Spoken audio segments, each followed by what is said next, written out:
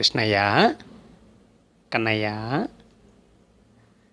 ఉదయాన్నే నిద్ర లేచిన వెంటనే టక్కని నాలో నుంచి వెళ్ళిపోతావయ్యా నువ్వు. ఇంకా అక్కడి నుంచి స్టార్ట్ చేస్తావు, దాగుడు మూతలు స్టార్ట్ చేస్తావు. ఎక్కడున్నావయ్యా ఎక్కడున్నావయ్యా అని వెతుకుతూ ఉంటాను నేను. మధ్య మధ్యలో నువ్వేం చేస్తూ ఉంటావు అంటే మాయ చేస్తుంటావు. మాయ చేస్తూ ఉంటే నిన్ను వెతుకుతున్న విషయం కూడా మర్చిపోతానయ్యా. అంటే ఎంత మర్చిపోతానంటే, ఇప్పుడు లోపల స్టవ్ మీద పాలు పెడతాను కదయ్యా, వెంటనే ఫోన్ వస్తుంది, పాలు పెట్టిన విషయం మర్చిపోతానే. అది పొంగిపోతుంది, పొంగిపోయి గ్యాస్ స్టవ్ ఆగిపోతుంది అయ్యా.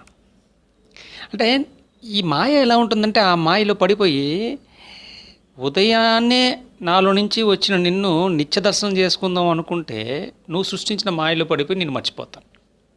సరే, అప్పుడప్పుడు గుర్తొస్తావు. అరే, గుర్తొచ్చిన వెంటనే అయ్యో కృష్ణయ్య గుర్తొచ్చాడు, ఎక్కడ మా కృష్ణయ్య, ఎక్కడ మా కృష్ణ, ఇక్కడున్నాడు ఇక్కడున్నా వెతుకుతూ ఉంటా.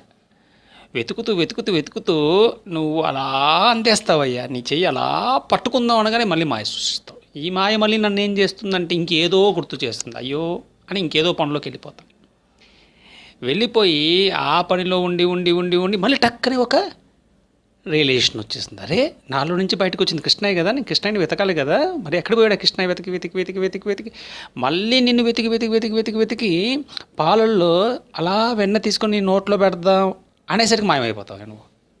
అంటే కృష్ణయ్య, నువ్వు తాగుడు మీతలో ఎందుకు ఆడుతున్నావు అంటే అర్థమైపోయింది. ఎక్కడ ప్రత్యక్షం అయితే మోక్షం అడుగుతావని కదయ్యా. కృష్ణయ్య, నీకు తెలియందా, మనకెందుకయ్యా మోక్షం? నీతో అలా దాగుడు మూతలు ఆడుకుంటూ ఎన్ని జన్మలని ఎత్తేయగలను కదా. నీ ప్రేమ ఉండగా అంతకన్నా మోక్షం ఎందుకయ్యా నాకు? అందువల్ల కృష్ణయ్య, కనపడవయ్యా. ఉదయం అలా కళ్ళు తెరిచిన వెంటనే లోపల నుంచి వచ్చేస్తావు, కళ్ళు మూసుకున్న తర్వాత మళ్ళీ లోపల కనపడతావు. అంటే నిద్రలో, అంటే ఈ దేహం అనే ఆలోచన లేనప్పుడు మాత్రం నాతోనే ఉంటావు. మళ్ళీ నేను కళ్ళు తెరిచి దేహం స్టార్ట్ అయినప్పటి నుంచి నీ మాయ స్టార్ట్ అవుతుందయ్యా. ఎందుకయ్యా? చాలు కదయ్యా, రియలైజేషన్ వచ్చేసింది, మాలో కనపడచ్చు కదా తండ్రి, బంగారు తండ్రి.